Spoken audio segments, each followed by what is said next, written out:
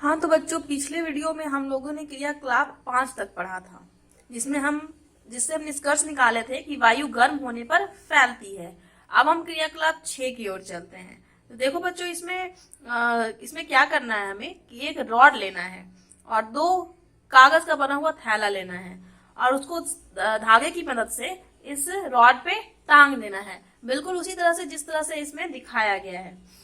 अब एक बैग के नीचे एक कैंडल जलाना है, मोमबत्ती, और उसको इस इतना दूरी रखना है कैंडल और इस बैग के बीच में कि ये जले नहीं, बस यहाँ का वायु को हमको गर्म करना है। तो इस क्रियाकलाप में ये दिखाया गया कि गर्म होने पर हवा फैलती है और इसके कारण वो विरल हो जाती है। तो इस तरह से हम लोग करेंगे। इसके बाद क्या होगा, जब ऐसा हम करेंगे, कैंडल को यहाँ पे लगाएंगे और दोनों के बीच में एक दूरी मेंटेन करेंगे, तो ये जो है तो एक थैला जो है वो ऊपर की ओर चल जाएगा और एक नीचे की ओर आ जाएगा।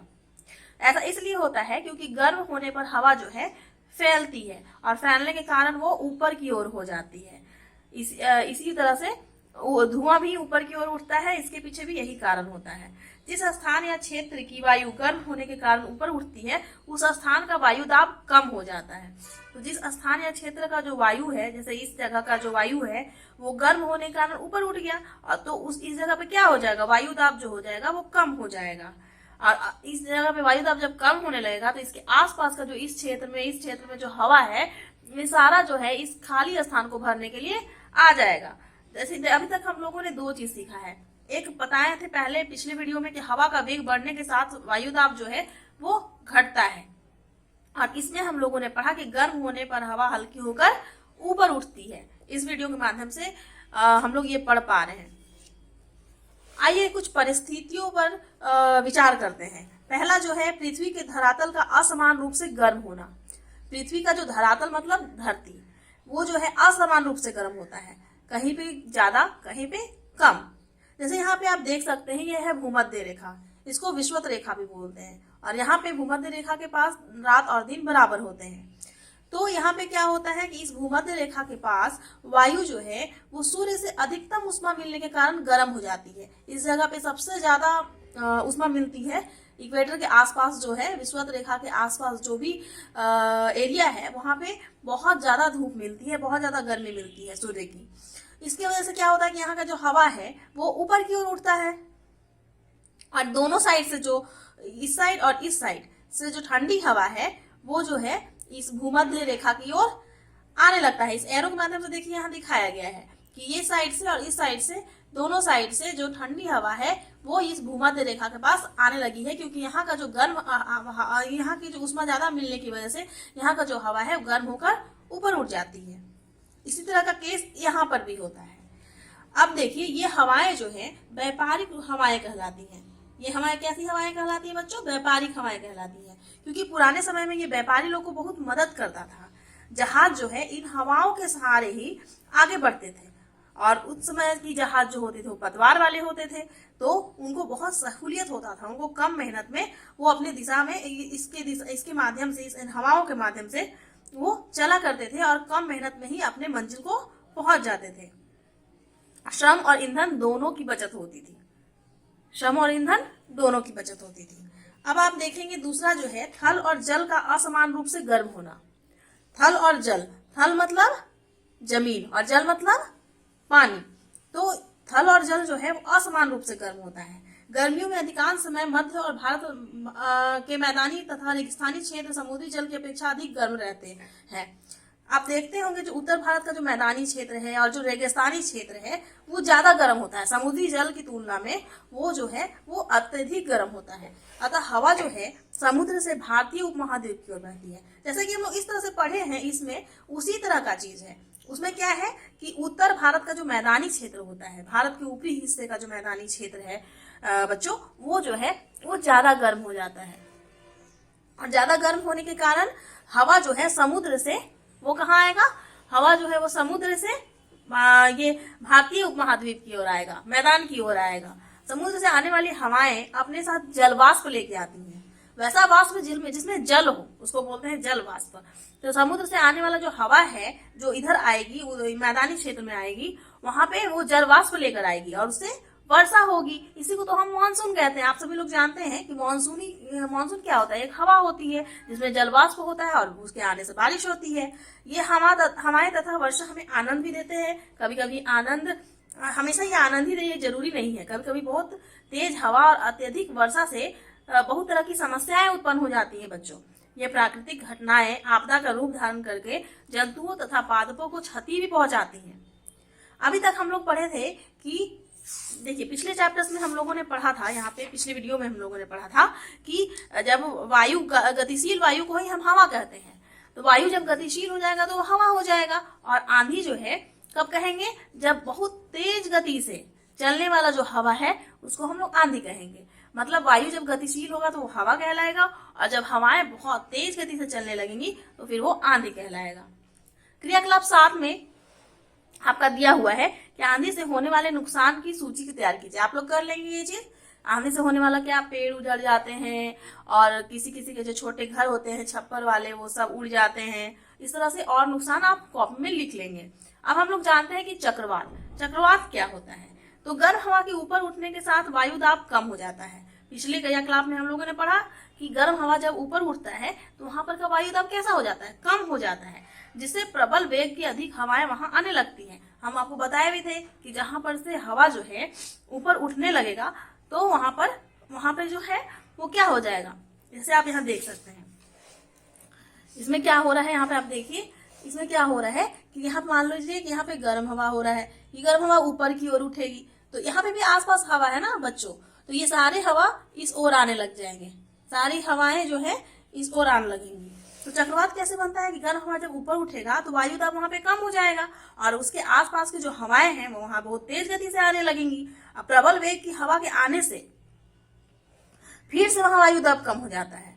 जब बहुत ज्यादा वेग से हवा वहां पे आता है तो वायु दाब कम हो जाता है। पहले भी हम लोग पढ़े हैं कि जब वेग बढ़ जाता है तो वायु दाब कितना कम हो जाता है कि ज्यादा कम हो जाता है। तो उसी तरह से अधिक तेज हवाएं और वायु दाब और कम होगा और तेज हवाएं आने लगेंगी। इस तरह से एक चक्र बनने लगता है। क्या बनने लगता है, इस तरह से चक्र बनने लगता है। ये ऊपर उठा, इधर से आया, और ये तेज गति से आ रहा है, फिर ये ऊपर वायु दाब कम हो रहा है, ऊपर जा रहा है, इस तरह से चक्र बनेगा,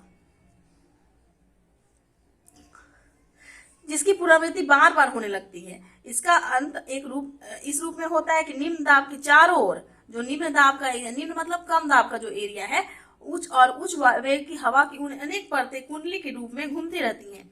तो निम्न दाब के चारों ओर जो है उच्च वेग की हवाएं जो है कुंडली के रूप में बार बार घूमते रहती हैं। इसी स्थिति को हम चक्रवात कहते हैं।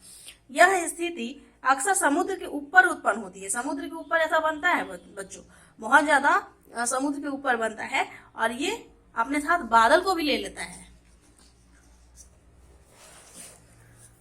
फिर हम लोग देखेंगे कि यही चक्रवात जो है जब स्थल की ओर बढ़ता है तो तटीय क्षेत्रों में तेज हवाओं के साथ भारी वर्षा करते हैं।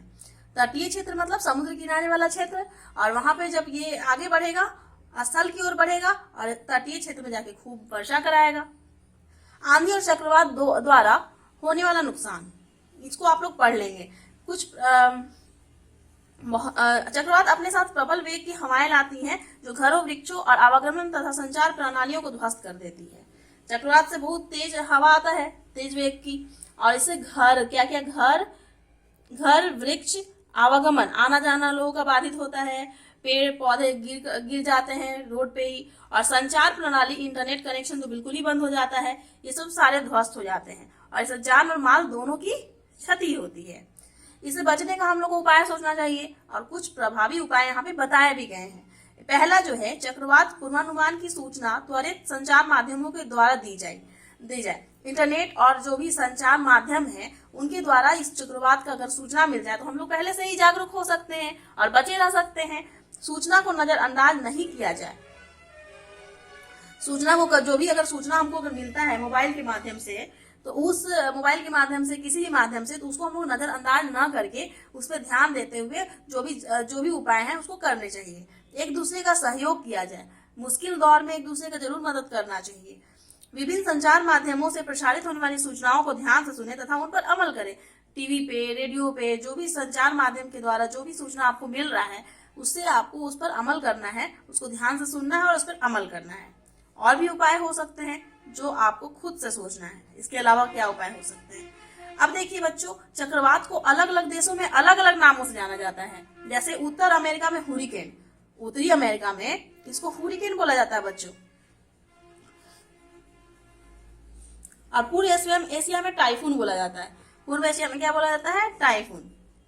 एक है क्रियाकलाप 8। अब अगला क्रियाकलाप 8 में हम लोग पढ़ेंगे, क्या पढ़ेंगे बच्चों? अपना पवन दिशा सूचक कैसे बनाएं। पवन दिशा सूचक मतलब हवा का जो दिशा है, पवन का जो दिशा है उसको ये बताएगा पवन दिशा सूचक। ठीक है, इसके लिए हम लोग क्या क्या लेंगे? एक प्लास्टिक की छोटी मुंह वाली बोतल ले लेंगे, प्लास्टिक का स्ट्रॉ ले लेंगे, उसी से जिससे हम लोग नारियल पानी पीते हैं। बोतल से बड़ा होना चाहिए, स्ट्रॉ कैसा होना चाहिए? इसमें बोतल से बड़ा है ना, बोतल से बड़ा होना चाहिए। कार्डबोर्ड, कैंची, सेलोटेप, बालू, चौड़ा बर्तन, चुंबकीय सुई, मार्कर, कलम, पिन, ये सब होने चाहिए यहाँ पर। अब कार्डबोर्ड देखो, यहाँ पे कार्डबोर्ड है बच्चों। कार्डबोर्ड को ठीक इसी तरह से तीर जैसा ये बना हुआ है ना, तीर की आकृति में आपको काटना है। स्ट्रॉ को क्या करना है?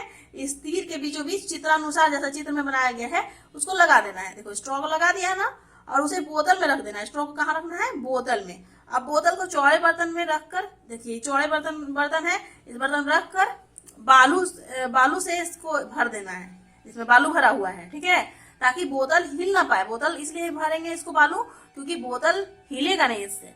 अब चुंबकीय सुई की मदद से बोतल या बर्तन पर उत्तर दिशा, दक्षिण दिशा, पूर्व पश्चिम के लिए क्रमशः north south east west marker से लिख दीजिए। नॉर्थ साउथ इस पे चाहे बोतल पे नॉर्थ साउथ ईस्ट वेस्ट लिख सकते हैं हम लोग। जैसे इधर ईस्ट हो गया, इधर आपका वेस्ट हो गया, इधर आपका नॉर्थ हो गया और इधर आपका साउथ हो गया। ईस्ट वेस्ट नॉर्थ साउथ लिख लेंगे मार्कर से, चाहे तो इस खुले मुंह वाले बर्तन में, नहीं तो बोतल में। ठीक है, और इस तरह से आपका पवन दिशा सूचक तैयार है। जब हवा बहेगा तो ये जो है आपको बताएगा कि किस दिशा से हवा बह रही है। अब हवा की दिशा को बताने वाले यंत्र को हम लोग पवन दिशा सूचक कहते हैं, जबकि हवा की गति मापने वाले यंत्र को हम लोग पवन वेग मापी कहते हैं। जैसे आपको देख लीजिए यहाँ पे दिया हुआ है बच्चों कि हवा की दिशा अगर जानना है तो वो पवन दिशा सूचक के माध्यम से जानेंगे, जबकि हवा की गति अगर हमको मापना है तो उसको पवन वेग मापी कहते हैं। क्या कहते हैं? पवन वेग मापी, जिसको इंग्लिश में एनेमोमीटर कहते हैं, और पवन वेग मापी को एनेमोमीटर कहते हैं, और पवन दिशा सूचक को विंड वेन कहते हैं। ये चीजें आपको पता होनी चाहिए। तो ठीक है, मिलते हैं अगले वीडियो में, तब तक बाय।